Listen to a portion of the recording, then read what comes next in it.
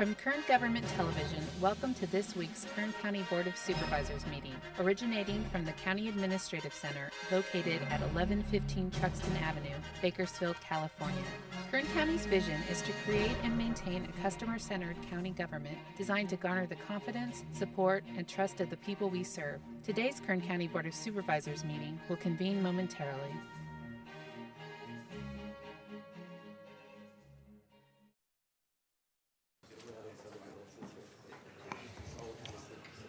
Good morning and welcome to the regular meeting of the Board of Supervisors on Tuesday, June 25th. The board to reconvene. First item is roll call. Supervisor Gleason. Here. Supervisor Scribner. Here. Supervisor Maggard. Here. Supervisor Couch. Here. Supervisor Perez. Here. Next item is the flag salute, and today it's going to be led by Sam Baldovinos. I think I said that right. He's interning with Assemblymember Vince Fong in the 34th District. Sam, where are you? Good morning. And please remain standing at the conclusion of that for a moment of prayer, silence, or meditation, whichever you prefer. Hello, everyone. All right, salute, pledge.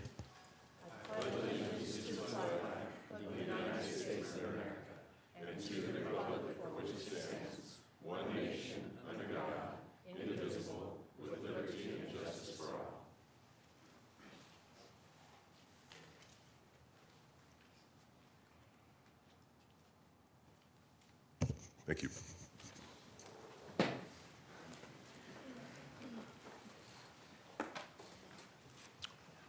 Yes, the memo did not go out.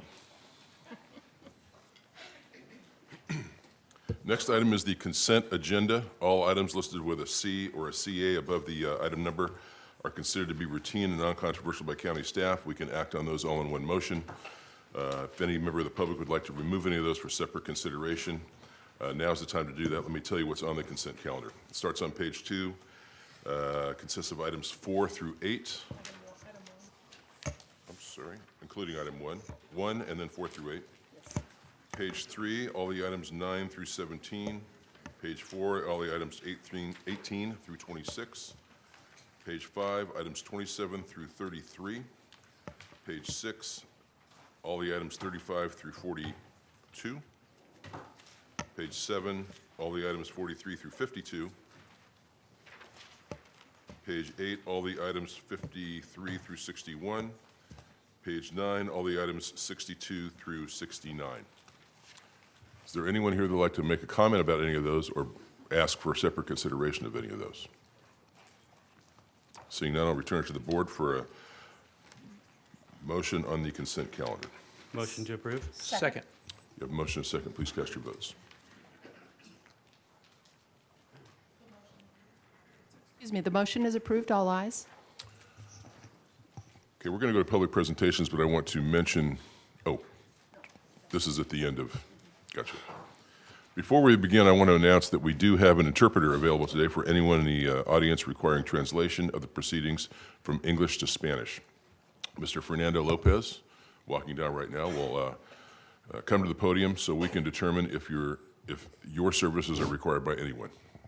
In addition to Mr. Jose Gonzalez is also available and will remain in the chambers for anyone requiring interpreter to address the board during this morning's meeting. Mr. Lopez. Buenos días. Atrás en la mesa, en la esquina, hay unos dispositivos para las personas que no hablan inglés para que lo escuchen en español. Gracias. Thank you. The next item is item 2, which is public presentations. This portion of the meeting is reserved for persons to address the board on any matter that is not on the agenda but is under the jurisdiction of the board. Is there anyone here that would like to make a public presentation about an item not on our agenda today? Seeing none, I'll go to board member announcements and reports. I think Supervisor Maggard has one. Thank you, Mr. Chairman. We are honored this morning and pleased to have with us some interns from State Assemblymember Vince Fong's office. Are those interns in our chambers this morning? Could you stand up? Why don't you guys stand up for me? All right, I see 4 here. Are there more than 4 of you that are interning this summer? Just nod your head. There are more than 4. Very good. Okay. Well, I'm going to let the 3 ladies off the hook, but Sam Baldovinos, I had breakfast with your father this morning, and he wanted me to make certain that I congratulated you on your summer internship and just to rub it in a tiny bit. So Welcome, Sam. We're glad you're here with us, and the rest of you as well. Thanks, guys, and welcome. I have one more thing to refer to staff. There is an opportunity for us to get TDA funds from our Kern organization. I received a call from Aaron Hakimi, and this has to do with the opportunity for extending the bike path in Northeast Bakersfield. It will go through both city and county jurisdictions, and if the city of Bakersfield and the county of Kern join together, we can almost double the amount of money that's available to us. There's a limit on how much can go to one entity. So I would like to refer to staff, pose to you the question, can you see if we can coordinate with the city of Bakersfield and attempt to double the amount of money that we can get in these TDA funds to help us with that project? Mr. Alsop, thank you for helping us with that. Thank you, Mr. Chairman. Sure. Any other board member announcements or reports? Okay, seeing none, that takes us over to item 34 under the CAO's office. Mr. Alsop, this is a proposed preliminary recommended budget for fiscal year 2019-2020. Okay, thank you, Mr. Chairman, members of the board. Well, today we present my office's preliminary recommended budget for your board's consideration and approval. As you know, the County Budget Act requires an approved budget before June 30. That's according to Government Code Section 29064 to establish spending authority until final budget adoption. Public budget discussions following our presentation today are scheduled before your board the evening of July 29, Tuesday, July 30, with final discussion on Tuesday, August 27, on which day we anticipate recommending the final adoption of this next fiscal year's final budget. Preparing the county budget, particularly in fiscal challenging times, requires an enormous effort and collaboration in time and resources from county staff. Our preliminary recommendation today, which continues to move the county forward on a path to fiscal recovery as a result of this work. I'd like to thank our department heads and for all of their leadership, and I'd like to thank our employees for their hard work, dedication, and continued support. I'd also like to thank our budget team and the CAO's office who work extremely hard under difficult fiscal realities, constraints, to provide a thoughtful, smart, and balanced budget plan that makes every effort to ensure the success of all of our departments and our employees. Preliminary recommended budget before you today continues to prioritize public safety by allocating $639 million to departments with public protection responsibilities, which is $23 million or 3.7% more than last fiscal year. It maintains Sheriff's Department operations and staffing levels countywide, proposing no reductions in operations or services. Fully funds another Sheriff's Training Academy, helping to put more deputies on the streets in communities across the county. And it considers the ongoing priority efforts to address recruitment and retention challenges within the department through significant salary adjustments for new deputies, which was a stated #1 priority of KLEA's leadership, as well as salary adjustments for detention officers, which were also a #1 priority for that bargaining unit's leadership, along with allocations for equipment and apparatus. Additionally, while not included in today's preliminary recommendation, my office's final budget recommendation for consideration by your board will include funding for 4 lieutenant positions in the Sheriff's Department, which includes the creation and addition of 3 new lieutenant positions to provide 24/7 management coverage for his patrol operations, the Sheriff's patrol operations, which is a priority request of Sheriff Youngblood. This recommendation before you today maintains fire department service levels countywide, all fire stations, and proposes a substantial general fund reserve allocation for the purchase of new equipment and apparatus. This recommendation proposes the addition of 34 case management workers, human service techs, and social workers at DHS to help with caseload. Our recommendation today continues to prioritize quality, safe recreational opportunities for county residents through the improvement of our parks, provides substantial new funding for the improvement of county roads and the expansion of mental health and substance abuse programs. It maintains library service hours at current year hours of operation and funding for spay and neuter programs. And finally, the recommendation supports launch Kern efforts to promote efficiencies and cost savings through Lean Six Sigma focus, efforts to combat homelessness, and continues progress toward fully resolving our structural deficit. This is the preliminary recommendation for the fourth and final year of the county's 4-year deficit mitigation plan. The preliminary recommendation before you today keeps us on a path to eliminate the county's general fund deficit by the end of next fiscal year, pending any extraordinary fiscal developments. Importantly, anticipated use of county reserves to address the deficit over the 4-year period is $13 million less than originally planned, which is good news and has been a strategy. To date, the county has reduced annual general fund spending by $34 million across all departments, with few exceptions. Longview planning, conservative spending, launch Kern initiatives, contract reviews, hiring from within practices are all contributing to this progress. And to date, the county's launch Kern program, as you know, has achieved over $18 million on its own in county savings, with 60,000 hours saved and nearly 1,000 county employees have been trained. Before turning it over, Madam Clerk, thank you. Before turning this over to Ms. Lawson in my office to get into a little bit more detail, I wanted to make note that while discretionary revenue has been projected to be relatively flat next year, we have recently learned that the county's 1920 roll values are trending higher than anticipated, which is obviously positive news. That's fantastic, and that's the direction we want to see it going.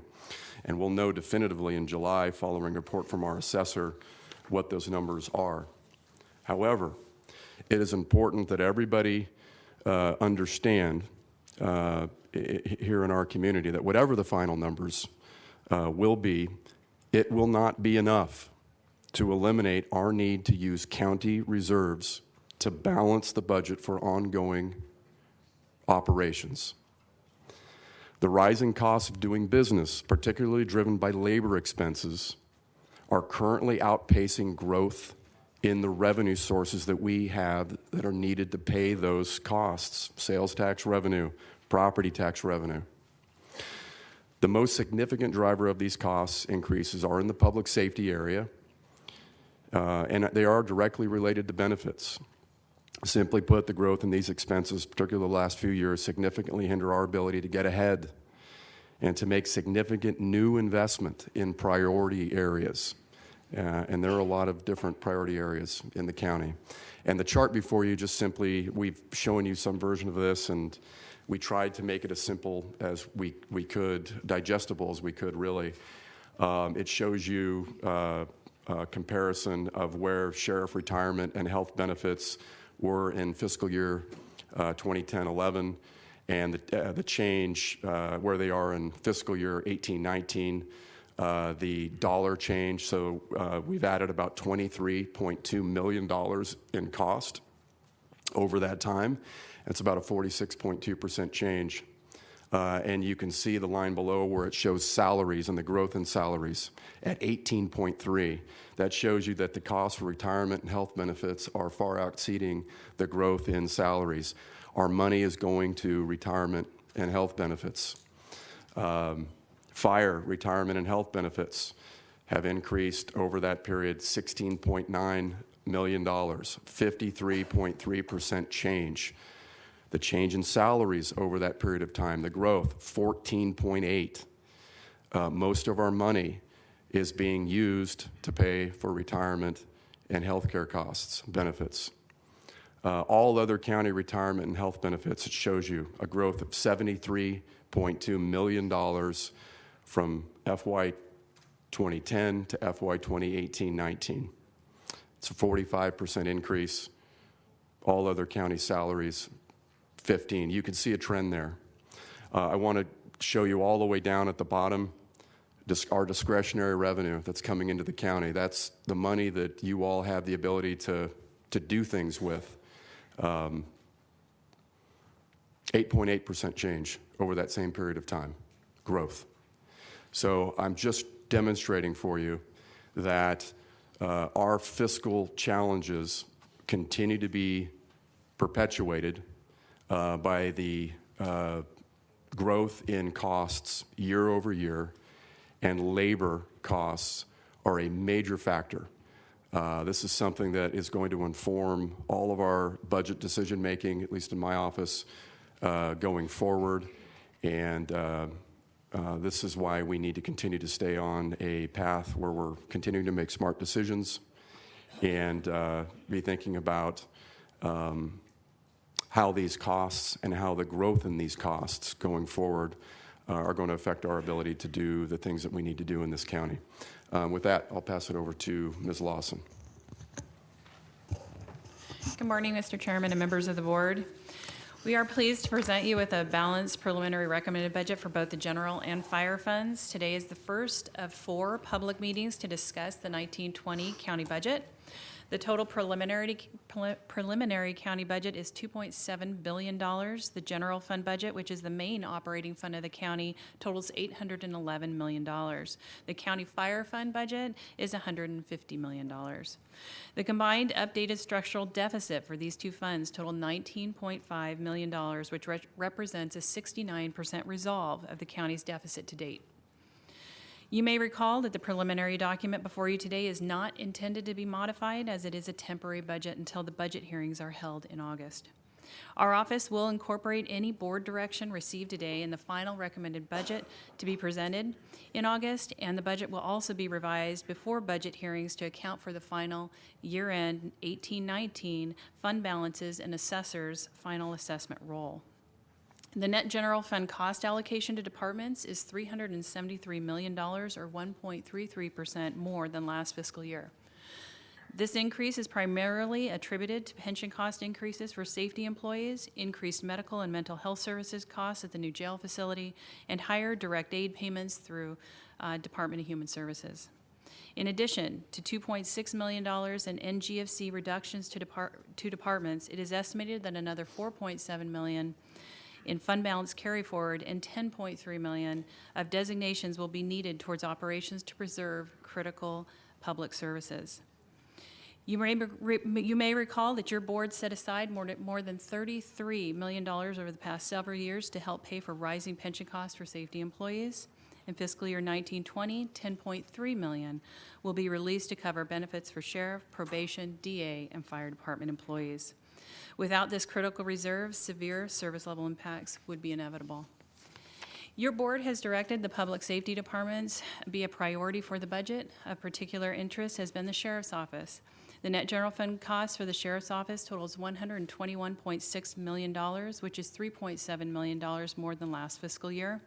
The sheriff's office budget includes $4.2 million to backfill for ongoing pension cost increases and $4.7 million in supplemental requests. In addition, $1.3 million is in the appropriations for contingency budget unit for an academy and any recruiting purposes that they need. Fiscal year 1920 is the final year of the 4-year mitigation plan related to the loss of property tax revenue in fiscal year 16-17. By the end of the year, departments will have been reduced by $34.2 million, or 12% of their net general fund cost. $46 million in one-time fund balance carry forward will have been used towards operations, and $39.5 million released in reserves. Department reductions and the use of reserves are less than originally anticipated as a result of some growth in discretionary resources over the same period of time. The county general fund deficit of $10.6 million remaining from the property tax losses related to oil properties is anticipated to be resolved by the end of fiscal year 1920. The county fire fund deficit is projected at $8.9 million and estimated to grow to more than $10 million, primarily for pension costs, assuming there is no mitigating efforts. Current reserves total $161 million. The projected use of reserves of the 4-year plan, as indicated, was $39.5 million. $26.6 million, or 67% of that, has gone to the fire fund. Property tax revenue for the general fund is estimated to increase by nearly $3 million. The increase is largely contributing to balancing the budget with the less use of general fund reserves. In January, using a $50 per barrel price of oil, the assessor projected a potential decrease in oil and gas assessments by 8%. However, the values for residential, commercial, and ag property continue to grow and are projected to increase by at least 2.5%. The assessor has indicated that these estimates are conservative, and his staff is working diligently to close the roll by June 30th. Final property tax numbers will be presented to your board in July, and it is likely the assessor will be making a presentation at that time. It is important to note that the preliminary budget does not include any allocation to major maintenance or capital projects, including those related to any park improvements. Staff are prioritizing critical needs that will be assessed after year end, and we will know the fund balance carry forward available to allocate to those needs. The next public meeting to discuss the 1920 budget is scheduled for Monday, July 29th at 6 p.m. in the evening here in the board chambers for public comment. Then again Tuesday, July 30th, and finally budget hearings will commence on Tuesday, August 27th at 9 a.m. The recommended action for this item is to approve the preliminary recommended budget for 1920 as presented. That concludes our prepared comments, and we're happy to answer any questions you may have. Thank you. Any questions from the board before we open it up? Seeing none, now's the time. If you'd like to make a comment on this item, please come forward, state your name, and proceed. Yes, sir. How many of you would like to speak on this item? 1, 2, 3, 4, 5, 6. Please come down. Who wants to go first?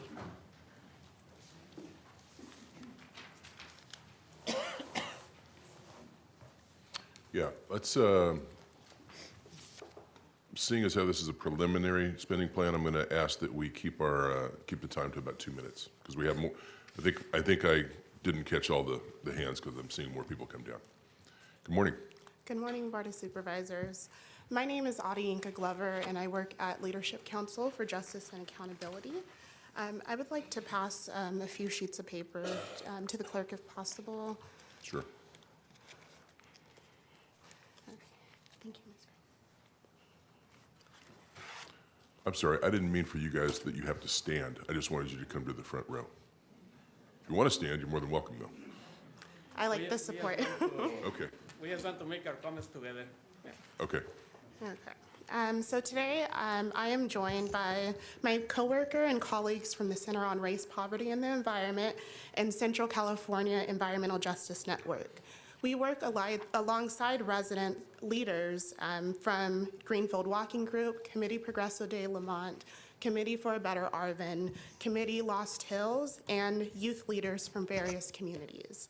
Last week, the county released its preliminary recommended budget, and as we've seen before, over 50% of the available discretionary funds go to public protection, overwhelmingly in the form of to the Sheriff's Department.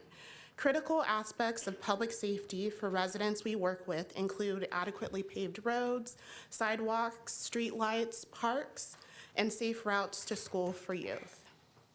Before you is our collective platform for the fiscal year 2019-2020 budget. The platform exists to address the needs of residents from the most impacted, disadvantaged communities. It is a countywide platform, and we seek funding to address critical infrastructure and investment needs. We want to see lasting infrastructure improvements that will ultimately work to improve the quality of life in these communities. Included in the packet are 2 documents that highlight the most pressing road, sidewalk, and street needs, and park needs, I should say, where residents want to see investments. Our contact information is available on each of the sheets, and we look forward to hearing from you.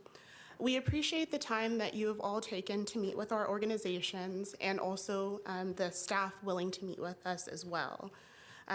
We hope to see appropriate amounts of money allocated in fiscal year 2019-2020 to meet community needs. Next, you'll hear from my colleague Gustavo. Thank you. Good morning. Good morning. Included as part of the documents given, One of the areas that the residents share with us is the need for complete streets. And part of the request today to the board is that beginning 2019, the board set aside $2 million from general fund for street and all the complete streets in disadvantaged communities, mainly to leverage and set aside those funds to match SB1 and any other potential funds that may arise to take care of this. Additionally, prioritize spending continuous and one-time funding for roads capital maintenance projects on improving streets and complete streets infrastructure in most disadvantaged communities outside of city limits. This investment is necessary to begin addressing historic inequities where over 80% of roads and streets investments in the past decade having allocated in city limits. Complete streets infrastructure investments includes building and maintenance roads, sidewalks, drainage systems, pedestrian crossing, bike lines, and street lights. So we hope that we understand that there is not enough money that the county can generate, but putting aside money to leverage other potential funds, I think that's the way to go. And we are happy to hear that the fire department and sheriff are getting increases, which is good. But I think another part of having safe communities is having good streets, good sidewalks, good crosswalks, and good lighting. So we hope that you really consider this request. Thank you. And next is going to be our colleague Jasmine. Thank you. Good morning, Board Chair. So I, along with everybody else, have been involved in advocating for the past couple years on things that are important, our priorities for communities. And so it's not new for you to see our faces here. We try to come on an ongoing basis. And so in your packet, you also see that we have included two asks under parks, and we acknowledge that it's not in this budget, as Mr. Alsop mentioned, is not, you got critical priorities, what is according to the county. However, we do want to take the emphasis of the importance of parks in our communities to create a healthy community, therefore have a healthy workforce, and there is research behind that, and I'll be glad to provide that for you in the future process. However, I do want to bring your focus to our asks as 3, which is very similar to what Gustavo read, is to put funding for leveraging for parks, right? So priority 3 reads, prioritizing investing $3 million appropriated in fiscal year 2018 to 19 for parks and recreations to maintain the improvement of community parks, facilities, programs in the most disadvantaged communities. And so also number 2, sorry, I went backwards, is to set aside at least $2 million for the general fund towards community park and recreation activities, maintenance, staff operation in the most disadvantaged communities. Leveraging these additional set-asides as local match for funds for future Prop 68s. So I know that currently the county is doing work in Prop 68, but it's very necessary to understand the importance of using leverage money for our parks, especially because we're already seeing that the county has limited funding. So just to reiterate that, and also Cesar with CCEJN will be talking a little bit more about the last ask that we have. Thank you. Could you give us your full name again? I don't know that you did that in the beginning. Jasmine del Aguila. Thank you. Thank you. Hello, my name is Cesar Aguirre. I work with the Central California Environmental Justice Network, and our last ask is, first off, I'd like to start with a thank you from the county due to the Caliente Creek feasibility study. The initial first steps for reducing flood risks in Lamont has begun, and we would like to see this done on a county level with the feasibility study for Kern and how the flooding impacts rural non-incorporated communities throughout the county. After me is Saul Ruiz. He is a resident of Lost Hills, and he's going to talk about some things he's interested in. Thank you. Thank you. Yeah, Mr. Gonzalez. Thank you. Buenos días. Morning. Good morning. Soy Saúl Ruiz y vengo a representar la comunidad de Los Gil. I'm here representing the community of Los Hills. Y quiero agradecerle al condado y al señor Couch que ha puesto los ojos en nuestra comunidad. I would like to thank Supervisor Couch for emphasizing our community and listening to us. Thank you. Y quiero pedirles que el condado se ponga alerta en cómo quede la 46 en Los Gil para beneficio de la comunidad, que quede la comunidad segura. His concern is Highway 46 and how to improve safety for our community in the Los Hills area. Y también quiero hablar con el condado sobre, tenemos una ambulancia en nuestra comunidad y han llegado cartas que la quieren quitar de allí. Y yo le pido al condado que no lo hagan porque nuestra comunidad está muy lejos y sufre mucho la comunidad. The community of Los Hills is very far away, and it's my understanding we received correspondence that ambulance services will not be available in that area. And given the geographical area of Los Hills, it'd be very difficult to come into the city. So we would like for the ambulance services to stay in the Los Hills area. Al contrario, también quiero pedirles que manden un policía allá para que nuestra comunidad sea más segura también. Another concern is crime, and we would like for the board to continue to have someone there, a patrol deputy in our area. Y el proyecto de stops y topes también que pide la comunidad. Sabemos que ya hay un proyecto y pensamos la comunidad que lo más pronto posible, porque en agosto va a comenzar la escuela Wonderful y los niños van a cruzar las calles como la calle Gorgor, Bayer y Inyo. Currently, there's already started to address the issue of safety in the area, especially with stop signs. School will be starting soon in the month of August, and we're concerned about the safety of children walking to and from home. Y porque hay vehículos que luego está parado el bus y no respetan también que los niños están cruzando. Another issue is bus. When the school bus stops to pick up the children or drop off the children, a lot of people don't respect the bus stop and they go around the bus, and we're concerned about that.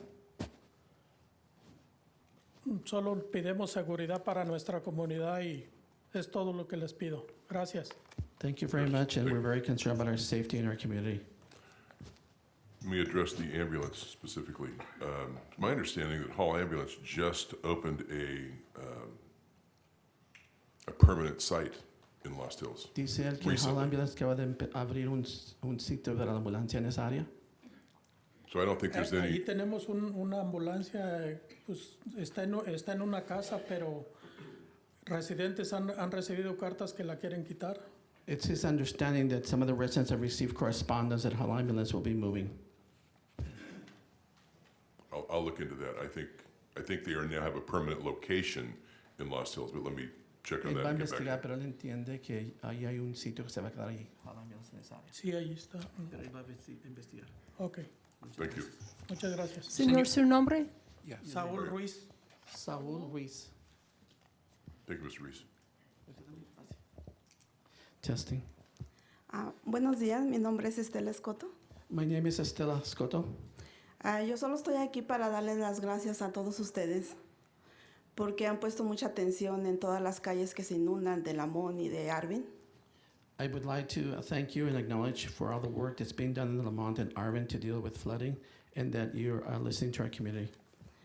Yo soy de la comunidad de Arvin y la verdad nos afecta a todos los que vivimos ahí en Lamont y en la ciudad de Arvin. I'm a resident of Arvin, but the water or the flooding safety affects not only Arvin but also Lamont.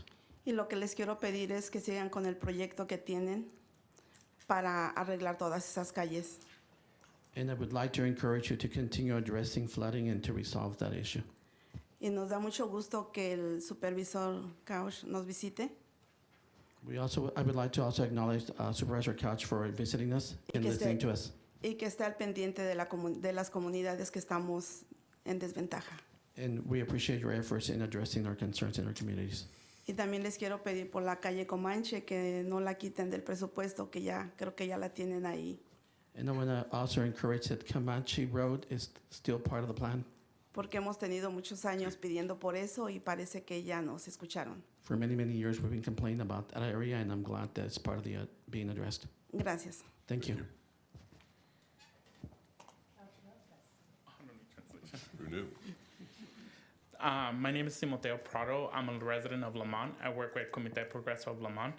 I'm here to thank the county for taking issues addressing the flooding, which affects 2 of the districts, District 2 and 4. I'm also here to advocate for District 4 for the main construction of sidewalks and curbs for the Woodside addition, or they call it Woodside addition. I'm also here to advocate for sidewalks in the north side of San Diego and Hall, which I know that is also taking effect soon.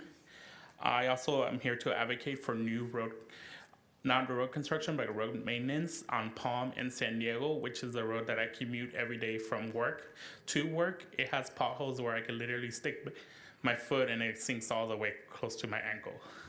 So that makes it basically inaccessible for ADA compliance because a person with a wheelchair would not be able to cross the sidewalks. And I'm also asking just basic road infrastructure in my area because the potholes are getting too big for individuals to walk on the roads, to cross from road to road. Thank you. Thank you. Mr. Bingham, morning. Yes. To the chairman and the rest of the board of the supervisors. Curtis James Bingham, senior servant of our Lord and Savior God Almighty Jesus Christ, who truly is the only begotten Son of our Holy Heavenly Father God. And I pray that the Lord continue to put his word in your mouth to bless us that come forth. The Lord would have us always bless our leaders. I'd like to say, when we come to these meetings, we see up here, basically it's always a money issue. Money issue, money issue. So we're going to really have to put it together to figure out how to get more money. See, you need money. You always take it to the people. If you read your Bible, they always went to the people because when you put it out, everybody can afford to do something. Our local gas stations are showing us that, and they don't get no permission. They just raise it and we pay it. But we're going to have to get this money because you can't be sending law enforcement out there, people acting crazy, shooting and putting them down and everything today. It's a tough time for law enforcement out there. And then, you know, I'll come up also for the fire, too. We had 70 cars burn up yesterday. Who expected that on one lot? You know, we got to stay ahead of these things. Then our district attorney, if they not in the power and don't have the money to put down the criminals, what is it for? See, so we got to make sure we take care of these 3 because these 3 take care of everything else. They the leaders. I have this right here. I went to Mark Zuckerberg, Bill Gates, and Oprah Winfrey.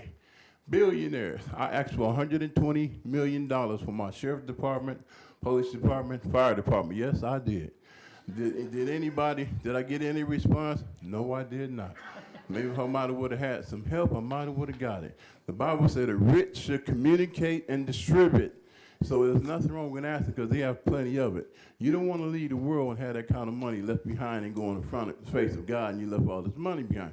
So I'm trying on my part to help. You know, that was April the 6th of 2018. That's how long I've been coming in hearing this same thing. This problem is not going to go away because law enforcement is not going on the streets and just go through your job. It's dangerous out there for them now. And I mean seriously dangerous. And everybody in here need to be serious. It's tough for them out there. They are number 1 leaders. We're going to have to really take care of them. Yes? I appreciate you, and I appreciate your sentiment. Okay. But we're over the 2 minutes. 2 minutes? I'm over already? Oh, yeah. Okay. You're Well, consistently, you're consistent. Okay, well, thank you very much. And the only thing I'm just saying, Supervisor, Yeah. you know, we just need the money, and the 1% thing would really help out because they got to get their money, and we're going to keep doing this. Thank you. Pray God bless everybody. Thank you. Thank you. You keep staying at that door and knocking. Oh, yeah. Don't stop knocking. Don't stop asking. Who'll be next? Good morning. This is my first time at one of these meetings. My name is Miguel Munoz. I'm a Kern County employee with the Public Works Department. I'm also a SEIU union member. I'm here today regarding the budget cuts. I want to tell you that budget cuts hurt our workers and they hurt our community. For too long, there has been a split narrative portrayed by this board and county management focused on dividing our workforce. Too often, and going back more than a decade, we've been told that cuts are needed to fund other crucial departments, yet we're impacted by stagnant wages. It's wrong and it's unacceptable as many of our county coworkers play critical roles in the needs of our community.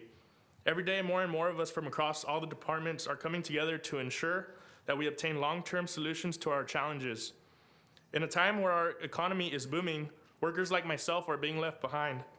It's time that we prioritize our needs in our community and our workers. I'm sure you've heard comments related to the high turnover rate. Many complain, why can't we keep our employees? The answer is, we do not have enough workers wanting to stay due to the low wages and subpar. This impacts the level of services to our community. The worst part of it is that we're congratulated for doing more with less. We deserve better and our community deserves better. I have worked for the county for almost 9 years. Every one of those years, my property taxes, payments, bills have increased. Yet in those 9 years, I have not seen the county give a cost of living increase. We've been patient, and it's time to include a cost of living in our budget. As our elected board leaders, you have the opportunity to ensure that the budget directly invests in its vital needs of our community. We can make Kern County a better place to live, work, and raise our families. Thank you. Thank you, Mr. Munoz. Thank you. Hope that this was a good experience.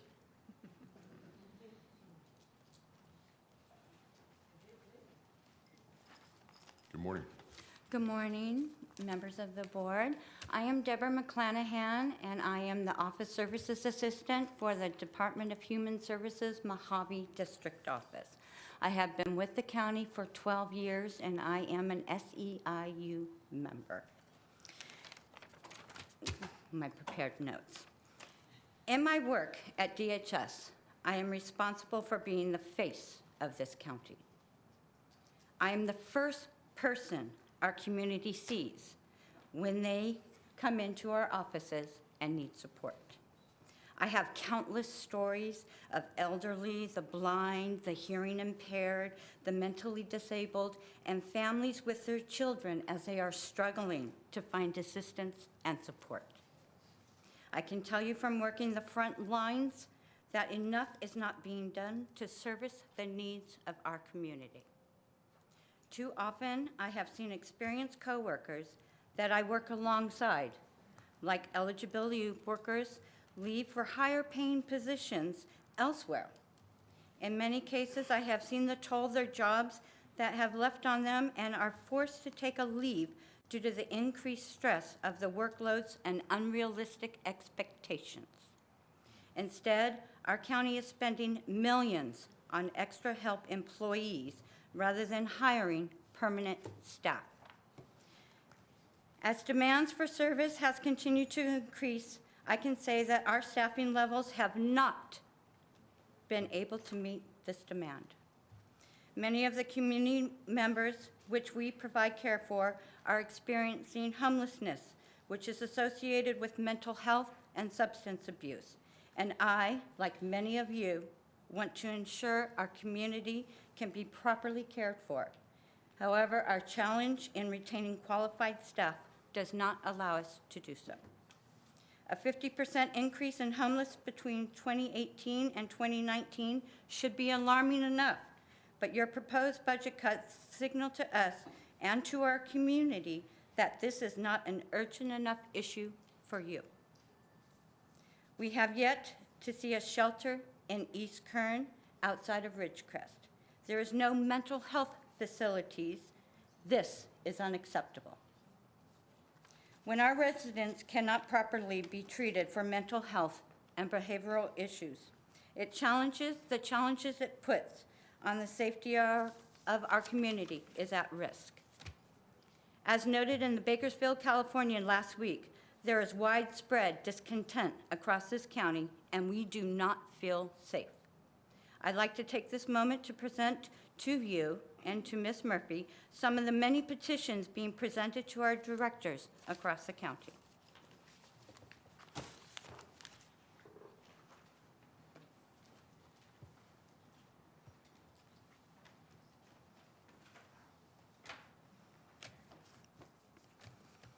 It has become clear to us as county workers that in order to see real change, we need to make it happen ourselves.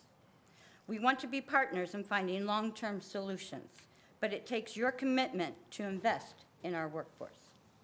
Today, I stand here and turn to you for support. Support the needs of our workers. Support the needs of our community. Together, we can raise Kern County up to be the best place to live, work, and raise our families. I thank you.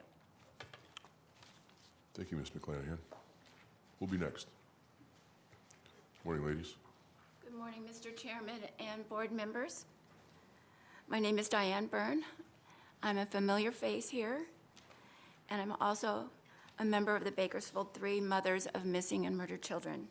I'd first of all like to thank all of you and tell you how appreciative we are for what you have done for us, our families, and our children that were victims of violent crimes here in Kern County. You really have gone above and beyond. Your generous donation to the Secret Witness Program has made a significant difference in our cases along with other cases here in Kern County. This was told to me by our detective. So thank you. Thank you. I didn't know that. Yes. So thank you. Thank you. You have breathed new life into the Secret Witness Program, and you have given us hope where there was darkness and despair. I am eternally grateful and thankful for your contribution to the memory and hope of our children in our community. Now, 2 weeks ago, I came here to address concerns about public safety. That morning, I had no idea that Richard Anderson, the president of the Kern County Law Enforcement Agency, would be here, speaking before me at this podium. I learned many things listening to Richard, and I wish that all of Kern County could have been here with me that morning to hear his message and take it to heart. We are in crisis here in Kern County, and our law enforcement needs our help. Richard said we all need to get into the same boat and row in the same direction, and he's right, we all do. We all need to get into that boat and row as a team and row hard, and we can make it as a community. I followed Richard addressing my concerns. I described all kinds of heinous crimes that we hear daily on the news.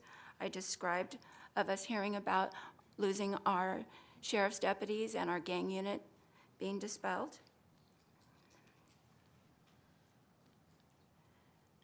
And then I asked you to discuss and consider putting a 1% sales tax increase on the ballot for March 2020 to help solve our public safety crisis.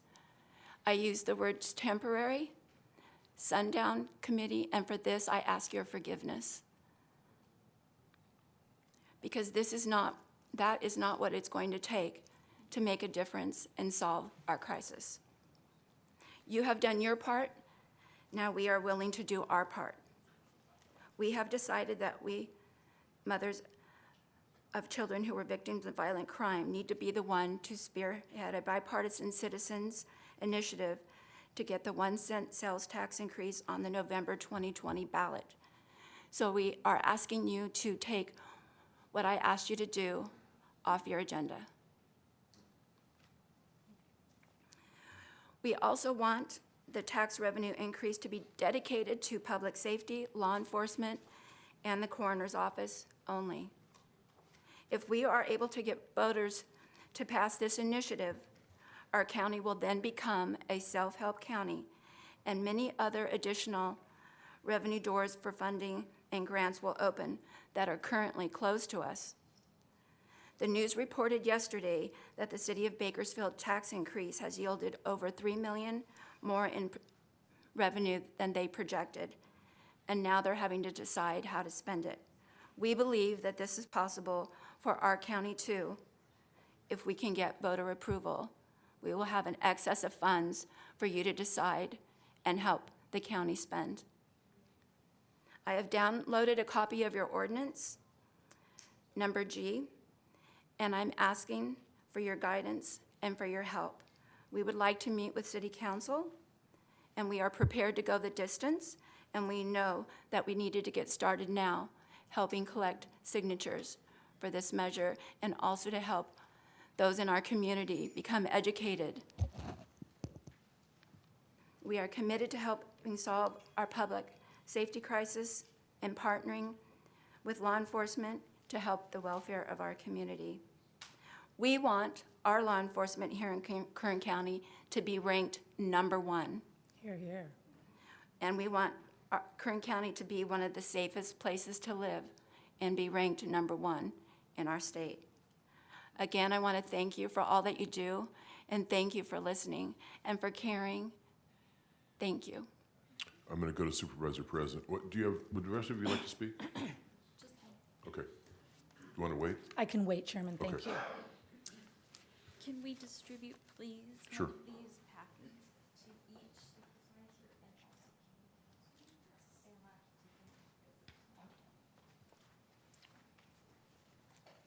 also. We've included a written copy of my statement for your records and for the public record. Chairperson Couch and supervisors, we know that we are preaching to the choir today, but we simply must speak up, not only for our voiceless children, but for the public record, and to implore our residents to act now to repair the public safety crisis in our Sheriff and Coroner's Department. The FBI Uniform Crimes Reporting Program has stated that one of the key factors known to affect the volume and type of crime occurring from place to place is the effective strength of law enforcement agencies, and we know in our hearts that this is true. There is ample evidence of our current crisis. We are experiencing unprecedented violent criminal activity in this county. Our murder rates are now double both the state and U.S. rates. Please notice in the data visualization we have provided that rates of violent, especially homicides, violent crimes are increasing year over year. We have unresolved cases piling up due to the unmanageable caseloads of our current detective staff.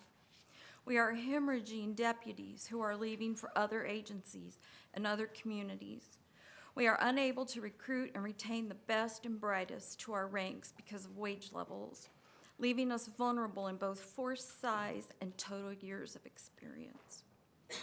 We are leaving millions of dollars in state, federal, and private law enforcement-related grants on the table because we do not have matching dollars available to access them. We have been told in no uncertain terms that morale and, quite frankly, hope are all at an all-time low among our deputies and their supporting staff. We are experiencing significant service delays when public calls for help, especially in our rural areas. We have entire communities left unprotected when only one deputy falls ill or needs to respond to an emergency. We have serious gaps in the technology and tools for our coroner, forensic, and search and rescue teams to do their job well. And probably most distressing of all, we are sending lone deputies into serious situations without the backup required to make their jobs as safe as possible. We believe an influx of money is needed as soon as possible to begin these repairs. We cannot save and streamline ourselves out of this nightmare. The sheriff has said that the community is best equipped in an effort to lead an effort to place another dedicated sales tax on the ballot. He asked for someone to step up, and the families and victims of violent crime are ready to do just that. We've learned that the best, most efficient way to successfully pass such a measure in our county is through the power of gathering voter signatures. to place it back on the ballot, and then actively coordinate a truly grassroots, nonpartisan effort to inform voters of the issue at hand. We stand ready to lead an effort working hand in hand with neighborhood leaders, KLEA, the sheriff, and all other elected officials to begin moving Kern County into a new era of community engagement. And we will take back our neighborhoods and make this county safe again for our children and grandchildren. As always, we ask for your ongoing support, especially, as Diane noted, with drafting some things professionally for the voters. And as always, we ask for your ongoing support. Thank you. Thank you. Supervisor Perez. Thank you, Chairman. I continue to be unspeakably inspired by the three of you mothers. Your organization, your passion, and your devotion to the memory and search of your children is truly extraordinary, truly extraordinary. I would like to ask County Council if there is a way in which we can legally, ethically work with these citizens to help them. They are not lawyers, they are not professional political players. How do we guide them to the next stage of their grassroots effort to engage this community and infuse our law enforcement with the support, TLC, that they need? So can we give them some guidance on what's appropriate moving forward? Supervisor Perez, through the chair.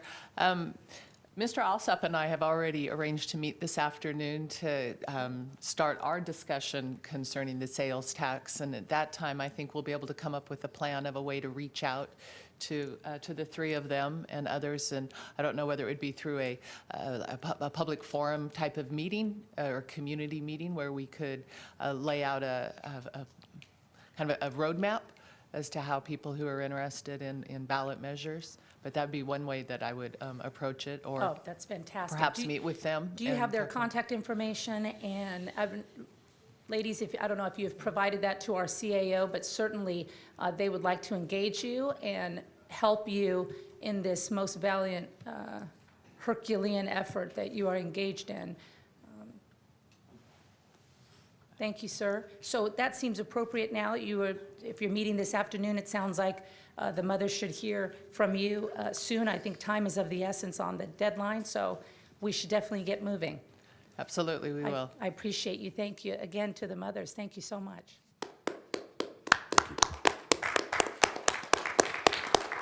And if I could add to my colleagues, a special thank you to my colleagues for their support of this effort. It's an unprecedented investment by the county, and I think they should be applauded for that. So keep going. There's hope. There's hope in unity, and there is hope in community. I believe that. So hats off to you. Thank you. Good morning, sir. Good morning. My name is Matthew Jett. I brought my grandson, Jace Mayall, down here. I'm going to wing it because I had some business at the courthouse. I am a union man, retired Teamster truck driver.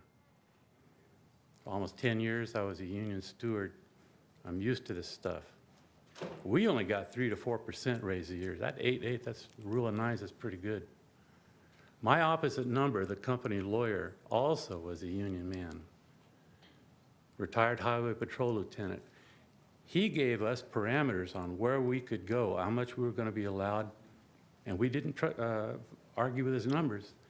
We could put more in pension or more in hours. Other cities in my same union, they chose hourly. I chose over 70 hours a week. We get overtime. So that's why I make $2,043 a month. And I understand what my brothers and sisters want out here, because your problems, they think, are not their problems. You guys are taking stuff away from them, but you can't do anything else. I called Chad Hathaway once on the Money Wise guys, and I said, if you were a Grand High Poobah, what would you tell the supervisors? And he said, you got to cut. If you don't have the money, you got to cut. So I want to thank you guys, because as a union guy, I know you got to cut. Thank you. Thank you, Mr. Jett. Any other public speakers this morning, today, or speakers on this item today? Seeing none. Any comments from staff before we go back to the board? Mr. Alsop?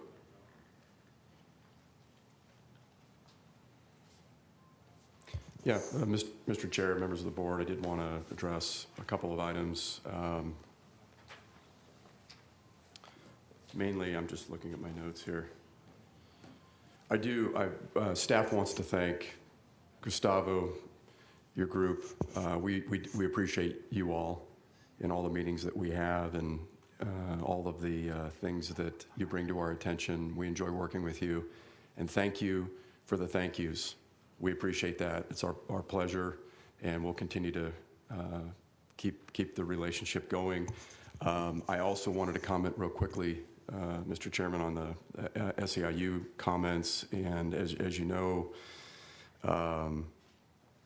this last gentleman made some good points. This chart we have up here shows we're spending $187.9 million more than we were in 2010 on employee benefits. We've got some tremendous headwind. There is hope. We are, I think, making good headway. Just for the record, your board is not cutting DHS in any way this year. Those cuts were offset by the work of our staff in HR who I believe happen to be SEIU employees, and their work in saving the county money on some healthcare reform items that you're well aware of. So there's no cuts happening over at DHS that you're mandating. I'd also like to point out that your board in this budget are considering adding 34 additional caseload management positions, HST and social worker positions at DHS. I know our director of DHS is here, and she could also answer to that. The gentleman who spoke has been here for 9 years and made some comments about not getting any salary increases. When you come to work for the county, you get a step increase of 5% increase in salary every year. So if you've been here for 9 years, that gentleman's salary increased 25%. If he's been in the same position, that 25% increase over that 9-year period. And then you have the ability, if you want, to promote. We've not cut that. You can get into another job at another salary range. We were able to grow that salary by 25%. We haven't put any restrictions on that. Last year, we provided 2,070 5% step increases to county employees, most of whom are SEIU represented employees. Salary increases of 5% to 2,070 people. And also, I wanted to point out, some of the folks may not be aware of what we've done with SEIU over the last couple of years. So 2 years ago, we entered into a contract. That contract is coming up. SEIU employees were given, all of them were given an $1,000 retention bonus. We gave them an additional paid holiday, Veterans Day off, which they didn't have, in perpetuity forever. We also gave them 6 additional on top of that paid days off over a 2-year period. That was the winter recess. If you're not able to take it at Christmas time, you're able to take it, use it any other period of that year. In addition to that, over that same contract period, there have been a number of salary increases given to over 1,000 SEIU employees that were requested by SEIU that your board provided over the last 2 years. Human services technicians, 500 of them received salary increases. There were significant salary increases given to nurse practitioners. There were significant salary increases given to environmental health specialists. There were significant salary increases given to emergency medical coordinators.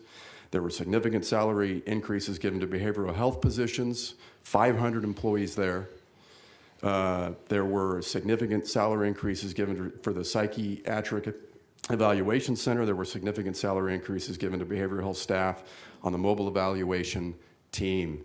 That is in addition to everything else I said. We are working the best we can to provide, to address recruitment and retention issues with our departments. Obviously, most of these things that we've done had a low-level impact on the general fund.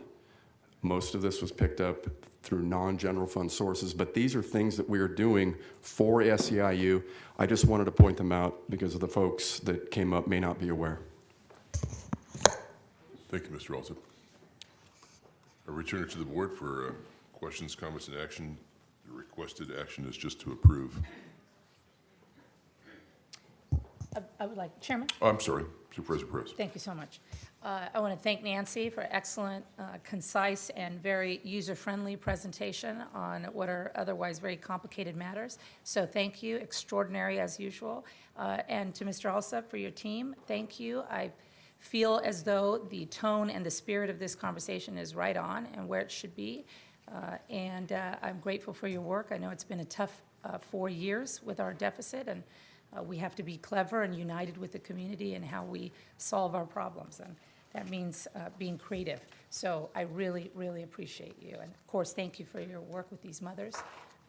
They remain heavy on my heart, that's for sure. And I think we're moving in a good direction, so I feel very good about it. So I'll move to, is it receive and file, Chairman? Just to approve. Oh, to approve, thank you. Motion on approval. Supervisor Maggard. Thank you, Mr. Chairman. I have a couple questions I'd like to ask and a couple things to chat about for a minute. First of all, Mr. Alsop, could you reiterate in a slightly different fashion the reference that you made to the changes in salaries and benefit costs, that spreadsheet that you put up on the board, on the wall at the beginning of our conversation this afternoon? I'm not talking about retirement and health benefits. I'm talking about just the lines that have to do with salaries. Sheriff's salaries have increased 17.1 million. Is that per year? Or is that over the course of the 10 years?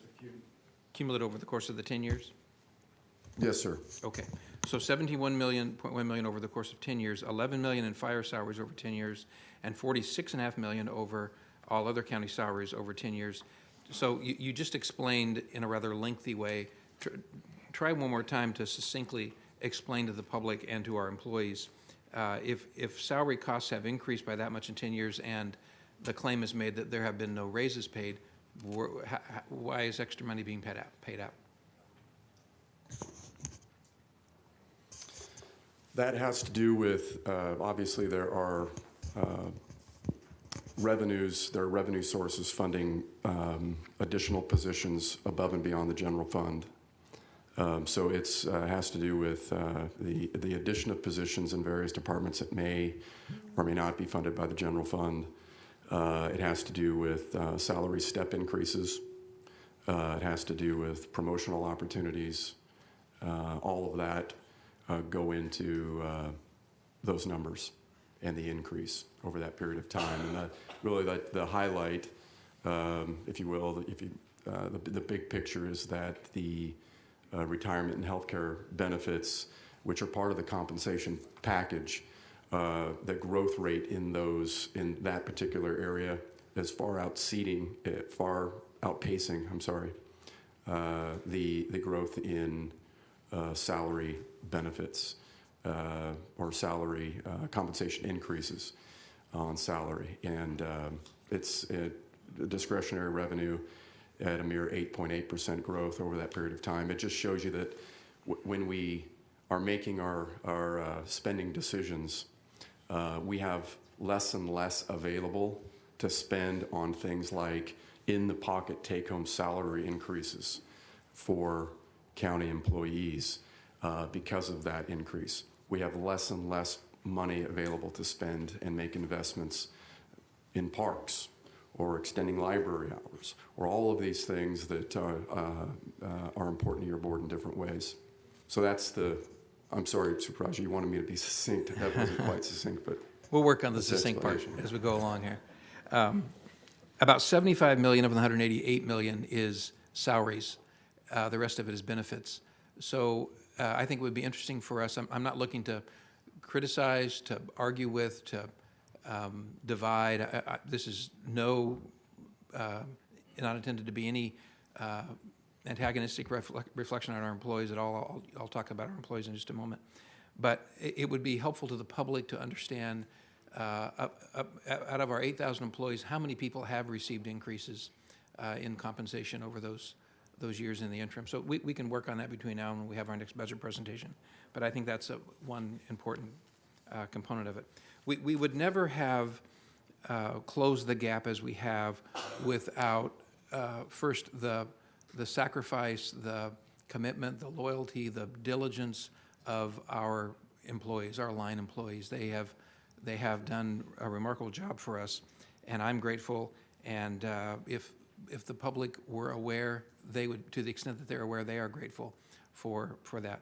I also want to thank our administrative staff for helping us chart a course that does that. And then I want to thank my colleagues for staying the course. It's a difficult process to resist the criticism, the angst, the pressure to do more. With all of that said, I want to put on the table two areas that I think we can not turn our gaze away from. One has to do with the exodus of sheriff's deputies, and the other has to do with our homeless crisis that we have going on. I don't know what your lives are like, but there's not a room I enter that I am not caused to have a discussion about homelessness. And it is the issue of the day. It is the issue of the decade. If it isn't something we can somehow get our hands around and chart a course to success about it, it'll be the issue that we look back upon when our community turned and it never came back. So I do think we can make a difference in that. But homelessness and this exodus of deputies are the two issues that I think we must do something more about. So in light of all the good things I just said about what a great job we've done, we have to do some more about those two issues, I think. About 15 years ago, there was a tragedy. Some horrific people sprayed a birthday party at a park with an AK-47, killed a bunch of people, and the result of that was that the gang task force was established and a community-wide effort was made to go after gang influence in our community. And we took the legs out from under that. That required the county to put up millions and millions and millions of dollars. We carried the vast lion's share in the county of funding that effort. I think homelessness is an effort, an issue that now calls upon us to do something similar. I know that, and I don't represent all of Kern County, but in the areas that I represent in Kern County, there is a dire need for a day reporting center, and there's a dire need for a low barrier facility, because of all the things that the public demands of Mike Maggard as a member of this Board of Supervisors, they want homeless people off our streets. So we have to find a way to do that. And I don't know all the answers as to how to go about doing that, but I think funding both a low barrier shelter to take 100 or 200 more bodies off the streets every night, and a day reporting center for another 100 or so folks off the streets during the daytime, along with the efforts of the city of Bakersfield. And I don't know what efforts there are going on outside of the greater Bakersfield area, but we must find a way to do that. And now back to the sheriff's deputies for a moment.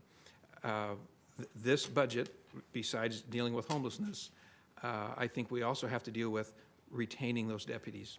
So I recognize this is a complicated and difficult issue to get our hands around, but I want us to consider spending one-time money for a one-time incentive to keep our deputies here. And next year we can worry about if we're going to do another one-time incentive for a one-time effort to keep our deputies here. I'm not talking about giving necessarily a raise, but I'm interested in not only incentivizing new deputies as we bring them here, which we've already done by raising the threshold salaries. Maybe we offer retention bonuses to people that we bring in lateral transfers into the county. But for those deputies that we have here right now, I'm interested in exploring some kind of a one-time expenditure that will reward them for staying with us at the end of a year, at the end of 2 years, at the end of 3 years. And I recognize that has complications with our other bargaining units, but the wolf closest to the door, the crisis that is in front of us that we cannot turn a blind eye to is that too many of our deputies are leaving. So I, as one supervisor, am asking the CAO's office to work with me, work with us in dealing with those two issues. We can't, I'm not impugning my colleagues who have stood shoulder to shoulder with me. We've all stood together to weather this, but we cannot close our eyes and hope that we get through this. We must do something more than we have done. So with that, I have just one last question. Ms. Lawson, how much do we have in reserves now? Supervisor Maggard, through the chair, we're sitting at about $161 million. And how much did we have in reserves when we began our 4-year budget turnaround? Supervisor, is about $90 million. So our number has gone from 90 million up to 161? That's correct. So it is, we must find some creative ways to use that one-time money in a one-time fashion. I have, my core political philosophy is I'm a tightwad CPA. I don't want to spend money we don't have, but there must be a way we can use that money creatively to help us bridge, particularly in my view, these two issues that the public is demanding that we do something about. So thank you very much. I appreciate your efforts, and I'll look forward to supporting this motion. Is that a second? Yes.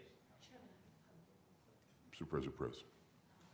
Supervisor Maggard made me think of a few things. Thank you so much for your leadership on those issues. Mike, I think you are absolutely right on.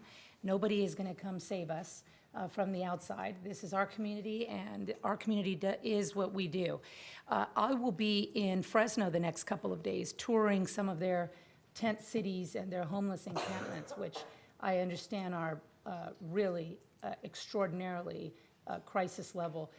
We're not quite that size yet, but certainly we appear to be getting there. Perhaps, Supervisor, we should, you and I, think about a task force or a subcommittee, as we have done before, on spay and neuter in our districts, as well as pedestrian safety, given the similarity of our districts. I would like to just throw that out there. I am also vice chair of the statewide task force on homelessness per my relationship at CSAC. So there is some really cutting edge stuff that's happening. We're seeing it in Fresno. They're starting to see some progress in dealing with their homeless community, and it's why I'll be there the next couple of days and try to get best practices. But I think we should be more proactive here on the ground in Kern. And I'm happy to follow your lead or come alongside you or whatever you think. But certainly we need to do more. I completely agree with you, and so I would just like to put that out there as a consideration moving forward. We don't have to make any decisions today, but I just wanted you to know that I'm very engaged at the state level, and I want to do more in this community, and I think we can do more. Just a couple of examples that you cited would be extraordinarily in that direction. So just want to put that out there. I think we have a motion, a second. Chairman, do we have a second? Okay. We do. Thank you, that's all. Supervisor Gleason. Thank you, Mr. Chairman. Mr. Alsop, I essentially got two things. Could you talk a little bit more, expand on this this new idea of bringing 4 new billets into the Sheriff's Department? You talked a little bit about that in your intro. Watch standards, I believe. Yes, sir. Supervisor Couch, Supervisor Gleason. The sheriff has made a priority of filling and funding 4 lieutenant positions to provide 24/7, we are advised 24/7 management coverage of his operational area. 3 of those positions would be additional positions that we would be adding and funding. 1 is an existing position that we would be funding. So 4 in all. This was made. This is a top priority request of his department. I know that there are representatives from the sheriff's department here. You might want to ask them about some of the details, but that is going to be a recommendation we'll be making to your board. Thanks. Could you put that? It's $850,000 annually going forward. Could you put that graph you had up that was up most of this meeting? Could you put that back up there? Yeah, that one. That's an interesting graph, and I'm reading it in a couple ways that I'd like to ask you to tell me if I'm reading it correctly or not. If I look at, there's three essential components. There's the sheriff's department, the fire department, and all other departments. That's the way I'm looking at it. I'm grouping it.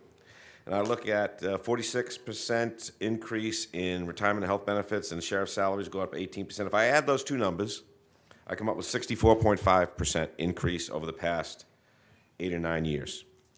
If I do that same thing for all three categories, I get 64.5% increase in the sheriff department, 68.1% increase in the fire department, and a 60.8% in all other. Is that? Am I reading that correctly? Is that a good way to look at that graph?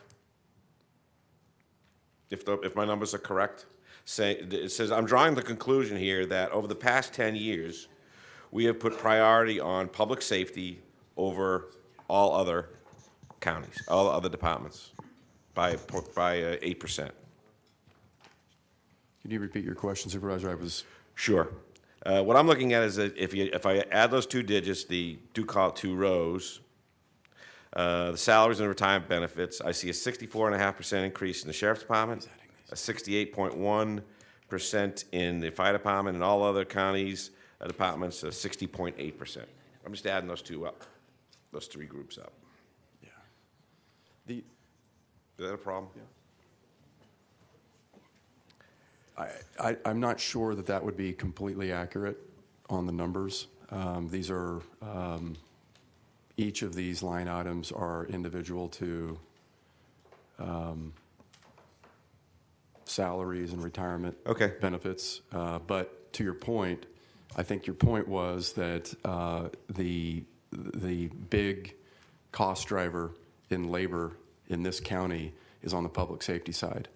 And that's primarily driven by sheriff, fire, probation, and I hope that answers your question. It does a pretty good job. But what another conclusion I draw, tell me if I'm right on this one, is that they far outstrip our revenues increases over the past 8 or 9 years. I mean, by a factor of 4, or 3 or 4. Yes, sir.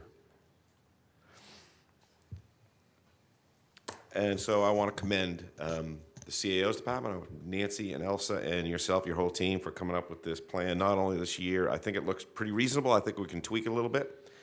But I think we deserve a compliment to all the department heads, whether you're Kern Medical, the disaster we were facing 4 years ago, and what we're looking at today is a complete, change in environment.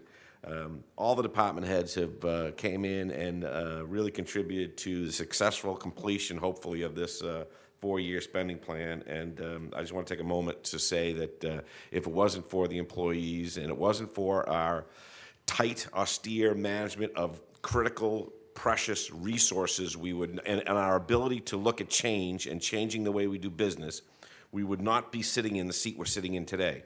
I recognize the comments of my colleagues, and I agree that we still need further change and review, and we've got to manage things.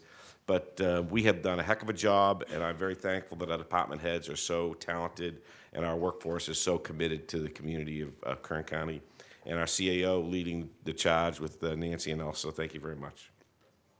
And I'm ready to vote. Supervisor Scribner. Thank you, Mr. Chairman. The first thing I want to do is I want to congratulate our CAO staff for recommending the plan, but also our employees that have had to implement this plan over the last 4 years to mitigate this $44.5 million budget deficit. I think that one of the great success stories that we need to be telling today is that we are going to have that deficit closed by the end of this next fiscal year. And it required 12% in budget cuts across the departments. Originally, we were looking at 15. we've seen some growth in our revenue sources, and also we've found some cost savings through our Lean Six Sigma efforts that have allowed us to trim that back from 15% to 12%. And so to everyone who has worked so hard to achieve that goal, thank you and congratulations. I think that all of us here recognize we have retention and recruitment issues throughout the county to varying degrees. I think that this board has been clear, as has CAO staff, that the most acute issue in any department is with the Sheriff's Department when it comes to retention and recruitment. And so this budget reflects some things that we have done to address those issues, both in the jail with our detention deputies and with our first-year sheriff deputies. But I think everyone on the board is crystal clear and wide-eyed to the fact that we are not finished, that there is a lot more that's left to be done. And so I want the public to know that this board and our CAO staff and our labor negotiating team continues to work towards solutions through that labor negotiation process that will help to address the retention and recruitment. Obviously, a sales tax that would be dedicated to the Sheriff's Department and other public safety would be a sea change in our current ability to retain and recruit our sheriff deputies, as well as to support the other public safety departments that are a support to the sheriff's work and the justice system here, like DA and probation department. But without any guarantee that that would ever happen, we're still laying out plans to address those retention and recruitment issues through that labor process. And we are in negotiations. We continue to have discussions, and so those discussions are, for the most part, things that need to remain confidential. But I don't know if, Mr. Alsop, you would like to comment at all about anything that we are attempting to do as we look at our revenue projections, and we're continuing to evaluate our financial picture and using that information to determine what we can do as far as our offers to labor. I don't know if you'd like to add anything to that or not, but you know. Well, Chairman Couch, Supervisor Scribner, I just would agree that we are doing all the things that you just said. I would concur that public safety, the Sheriff's Department, is a top priority. It is reflected in our decision making and our recommendations to your board. This budget recommendation before you today has $3 million in it that goes directly to salary increases for personnel in the Sheriff's Department. We're not done. These were priority requests of the leadership of KLEA. We worked with them to do this. They're serving a purpose. It's going to be helpful to the retention and recruitment effort that we're on. There's more to do, and we are having lots of conversations, as you well know, about solutions to that, and those will be forthcoming. Thank you. I think it's important that the public understands that we do recognize that we have a serious issue when it comes to retention and recruitment, and we are working very hard to try and address that within the constraints and parameters of our budget situation. So thanks so much to staff once again for all the work. Ms. Lawson, as always, you're stellar in your performance for us each and every year. Thank you. Thank you, Mr. Chairman. Thank you. I'm going to call for a vote in a second. I just want to make a short comment, specifically the speakers from SEIU. Are you familiar with our 4-year plan? You are? Have you read it? Do you have a copy of it and all that? I guess I'm just going to say, I'm asking you to hang with us. We understand what you're going through. We're all going through that. The reason you've heard, and I think you've heard us all say, hang with us, and you've heard that for 4 years, is because we got a 4-year plan that we're in the middle of. And, excuse me, we're not in the middle of, we're on the tail end of. But I don't know who mentioned it. I think it was Supervisor Mager that started off. The reason that we have gotten through that four-year plan, and at least the fourth year is not as difficult as it could have been, is the work that the employees have done. So I want to thank you for that.